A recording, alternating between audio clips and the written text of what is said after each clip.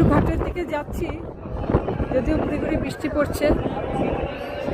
দেখি একটু জলে হাত দিতে পারি কিনা। প্রচণ্ড হাওয়া ছেড়েছে।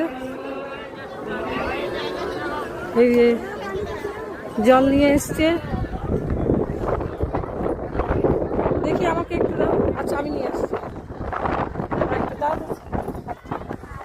এই যে সরোজিনী নদীর জল পেয়েছি, এইখানে আমরা সবাই সরোজিনী নদীর জল পেয়েছি। মাথায় দিলাম, মাথায়।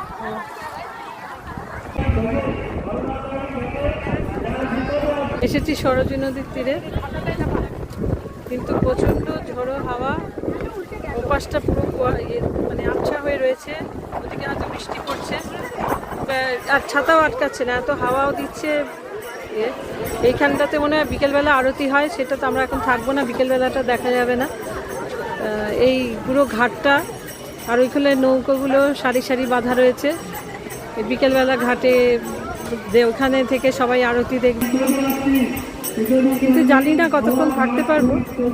প্রচণ্ড হাওয়া দিচ্ছে আর বৃষ্টি, চারদিকে ওইদিকে ব্রিজ দেখা যাচ্ছে, সরোজিনী নদীর উপরে যে ব্রিজটা রয়েছে, কিন্তু পুরো অন্ধকার আবছা হয়ে গেছে।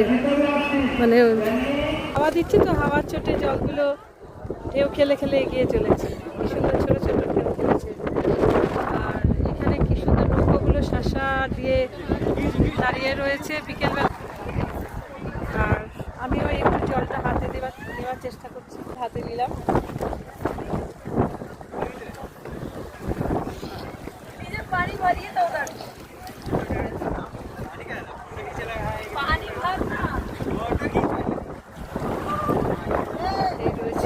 পুরো ওই দিকটা যেতে দিচ্ছে না, এখানে অনেকগুলো নৌকো আবার যাওয়ার জন্য রেডি হয়ে আছে, একটু নৌকো ভ্রমণের জন্য।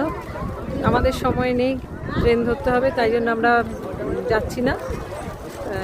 এইটুকু জায়গার মধ্যে চান করতে হবে। ওইদিকে একটা বাধা দিয়ে মানে বেড়া করে দিয়েছে, আটকে দিয়েছে, এটা দিয়ে এইটার মধ্যে, এখানের মধ্যে সবাই চান করবে, ওইদিকে যাবে না।